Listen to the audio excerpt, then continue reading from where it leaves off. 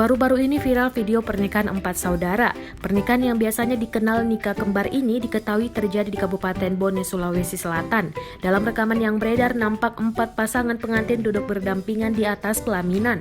Video berdurasi 11 detik itu menunjukkan para tamu undangan naik ke pelaminan dan bersalaman dengan satu persatu pasangan pengantin. Video itu beredar luas di media sosial, salah satunya diunggah di akun Instagram @makassarinfo pada Selasa 18 Agustus 2020 kemarin.